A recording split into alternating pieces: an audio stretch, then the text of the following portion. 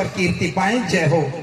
बेटा राम, लक्ष्मण, भरत, शत्रुघ्न, यूं तो तुम में रघुवंश के संस्कार अपने आप ही प्रवेश कर गए हैं, किंतु एक बात का अवश्य ध्यान रखना पुत्र कि हम क्षत्रिय हैं। हमारा जन्म इस पृथ्वी पर संतों, दुखियों और गौओं की सेवा करने के लिए हुआ है लाल। हम अपने लिए नहीं जीते, हम समाज के लिए जीते हैं। एक बात का ध्यान रहे कि रघुकुल रीत सदा चली आई, प्राण जाए पर वचन न जाए। रघुकुल रीत सदा चली आई, प्राण जाए पर वचन न जाए। हाँ, मंत्री सुमन और हे मंत्रीवर, आप हमारे मंत्री होने के साथ साथ हमारे मित्र भी हैं। ऐसा कोई सुख, ऐसा कोई दुख ना रहा जीवन में दशरथ के जिसमें आप सहाय ना हो। महाराज, ये तो आपका अहोभाग्य है जो आप इस लायक मुझे समझते हैं। हे मंत्रीवर, मैंने कुछ समय पहले आपसे एक चर्चा की थी। मैं सोच रहा था कि वो बात रानियों को भी बताऊं या नहीं। मैं जानता था कि अगर मैंने इन्हें उस समय से पहले बता दिया तो ये रो रो कर उस कार्य में बाधा बनाएंगी।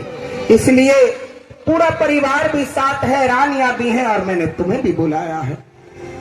अब मेरे कुमार शिक्षा के योग्य हो गए हैं, क्योंकि रघुवंश की एक परंपरा है कि जब बालक शिक्षा के योग्य हो जाता है तो वह अपने गृह को छोड़कर आश्रम में शिक्षा के लिए जाता है। जी महाराज, मुझे ज्ञात है। तो आप जाओ और हमारे कुल गुरु परम शिक्षित विद्वान महर्षि वशिष्ठ जी को लेकर आओ। जैसी आज्ञा महाराज, मैं जाता हूँ और गुरु वशिष्ठ जी को शिक्षा ग्रहण के लिए बच्चों की लेकर आता हूँ। क्योंकि उनसे अच्छा आश्रम, उनसे अच्छा अध्यापक गुरु हमारी सोच से नहीं है, वो ही सबसे उत्तम गुरु हैं। जाओ, कहते हैं महाराज। अति शीघ्र जाओ मंत्रीवर। जैसी आज्ञा महाराज। हे गुरुवर, दर्शन देकर आपने किया बड़ा उपकार और शीश नवाऊं चरण में करूं विनय हर बार। दृष्टि से हो गए पूरे सारे काज, रानी और बालक करो इन्हें हाथ जोड़ प्रणाम। प्रणाम गुरुदेव। यशस्वी भव पुत्र, आरोग्यवान भव, कल्याणस्तु। सौभाग्यवती भव, गुरु ग्रह पढ़ा कल्याणस्तु। गए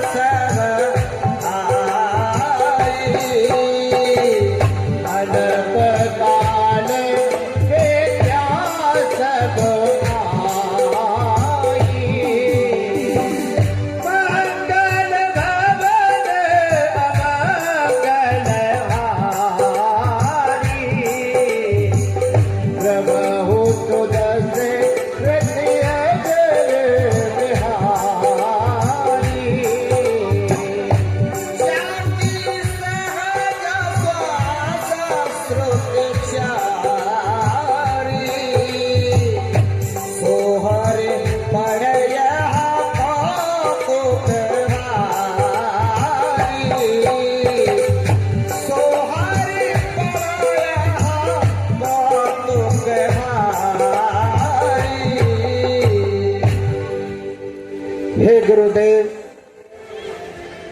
आपके आशीर्वाद से अब ये बालक शिक्षा योग्य हो गए हैं।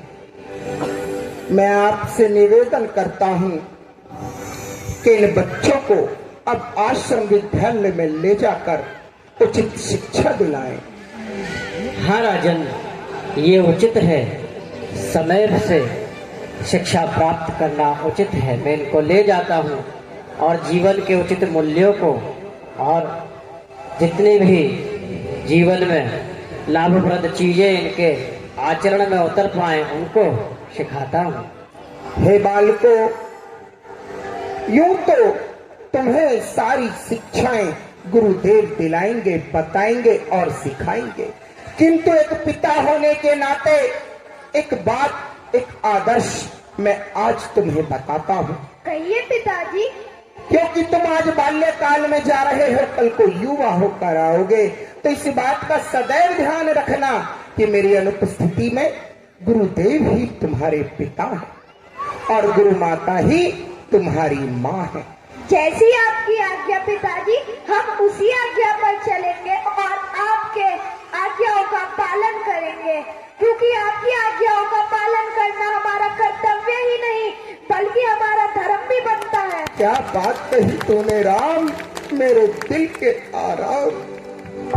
पुत्र काशी जाए, मथुरा जाए या जाए हरिद्वार, काशी जाए, मथुरा जाए या जाए हरिद्वार, मात पिता गुरु सेवा के बिन सब कुछ है बेकार। हकीकत जान ले लाला, बात ये मान ले लाला, हकीकत जान ले लाला, बात ये मान ले लाला, हकीकत जान ले लाला, बात ये मान ले लाला। ठीक है राम, जाओ गुरुदेव के साथ जाओ।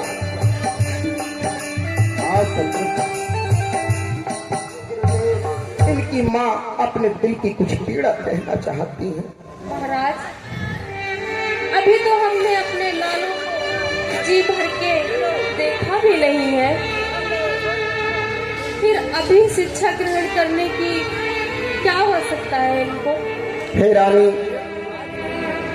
ये पुत्र मोह बड़ा ही दुखदाई होता है। यूं तो एक माँ के हृदय में अपने पुत्र के अथाह सागर बहता है, उसे मैं भली प्रकार जानता हूँ, किंतु रानी परंपरा, कर्तव्य, धर्म ये भी तो है।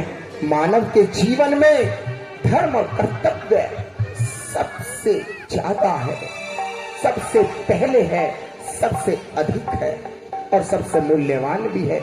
यही पुरुष के चरित्र का निर्माण करते हैं। ठीक है, जाइए गुरुदेव। चलो बच्चों।